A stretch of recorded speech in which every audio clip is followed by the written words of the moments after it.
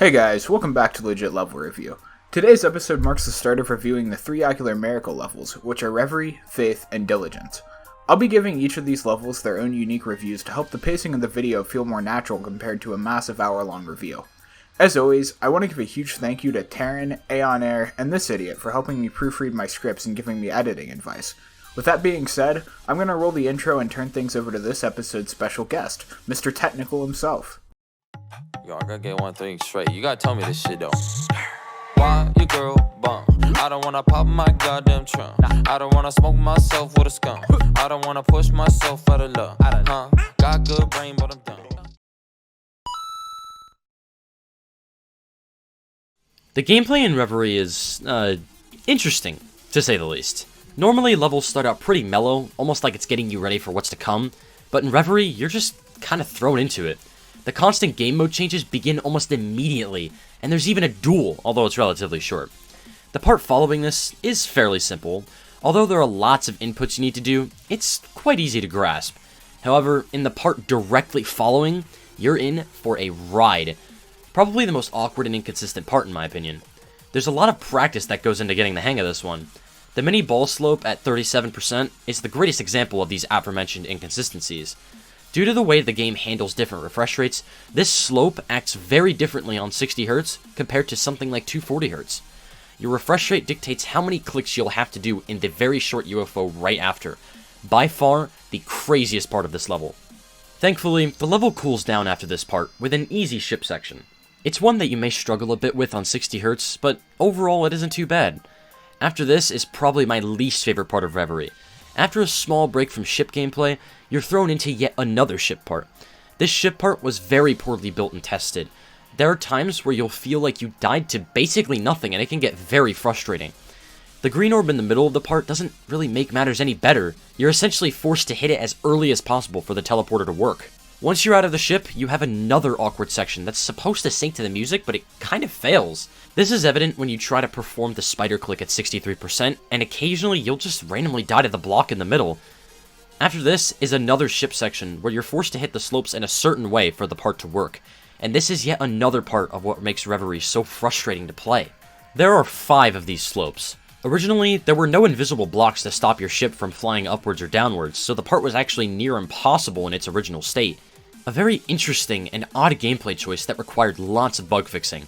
After all of that, you get a nice, slow, and easy part to have a sort of break from all of the craziness that you just went through. This is probably my favorite part of Reverie, as it fits perfectly with the music and acts as a perfect segue between crazy parts of the level. The final part of the level is a fitting last part, as it's not too easy and not too hard. There are some very awkward timings in it, however, such as every cube timing at the start of the part, but it's one of the better parts of the level. Reverie has the most awkward and inconsistent gameplay out of every level in the Ocular Miracle trilogy. With a couple of good parts and the others just not feeling all that great to play, I'd give the overall gameplay a 6 out of 10. The parts that are good are really, really good, and the parts that are bad are just slightly below average.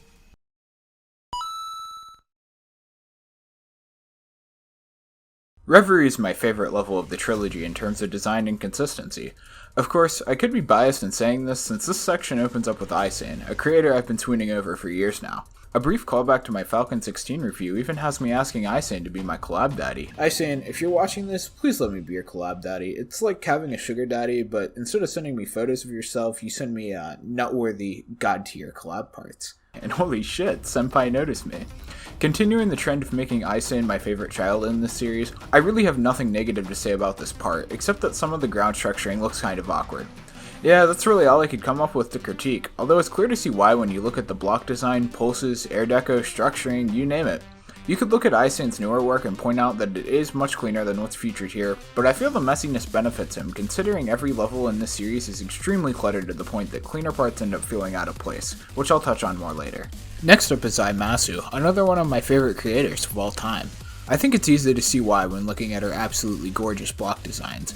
Every single block here is different, but not a single one looks rushed or out of place. While I do feel like the huge chunks of dark ground hinder this section, they only make up about 10% of the part, so not a lot of quality is lost.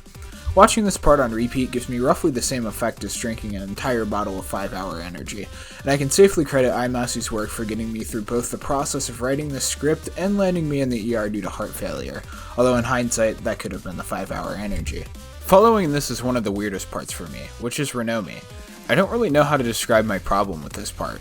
The best way to put it would probably be it feels messy without really being messy. Of course, there's a chance I'm a dumbass and I'm the only one that sees it this way, but there's something off with how this part was put together for me.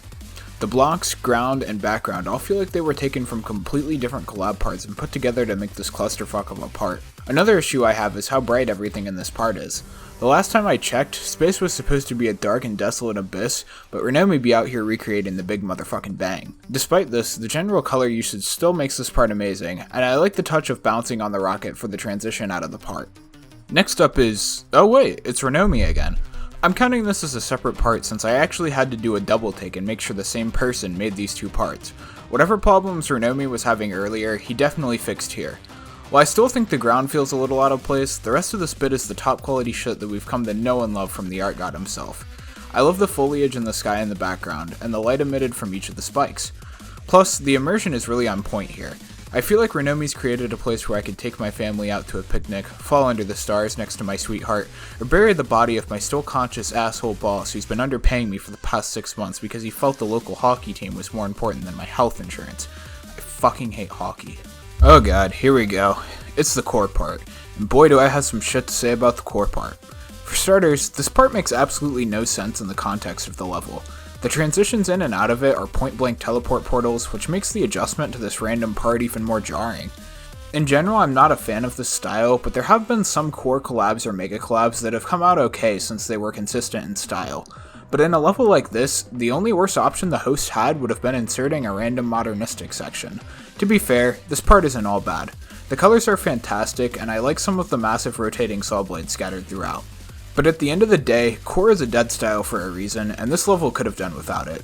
If you're a core fuckboy who's not impressed with my assessment of this section, then I recommend you check out some of my personal bangers such as my part in Crimson Planet and Alkaline Preview 2. And if you're still not convinced that core is a sin after seeing those works of art, then I might even have to whip out the classic Geometry-Creator School, Episode 3, Ground and Air Decoration to really show you what peak creating looks like. Another personal favorite creator of mine is SCRUMPY, who was also featured in the last episode as one of the boys who forgot how to use Don't Fade, Don't Enter. Thankfully, he got the memo this time, and god does this part look sweet.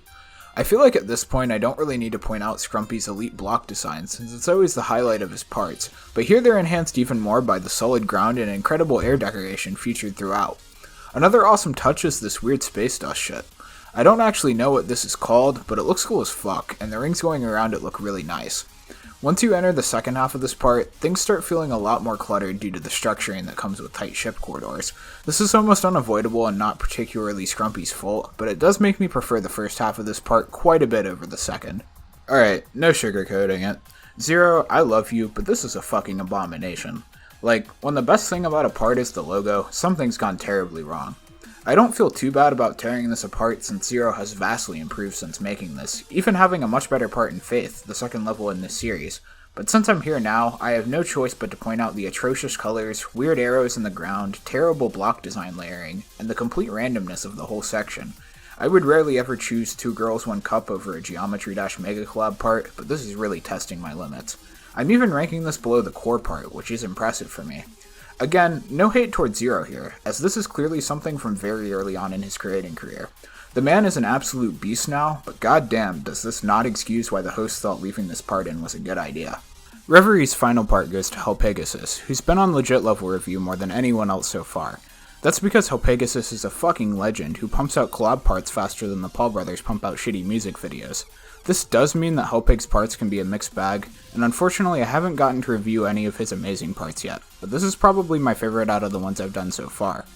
Like most of his parts, there's a lot of clutter and overlap, but it works well in this level since most of the other parts feature the same messiness. This part has 2 backgrounds, and the first one is just a random blue circle.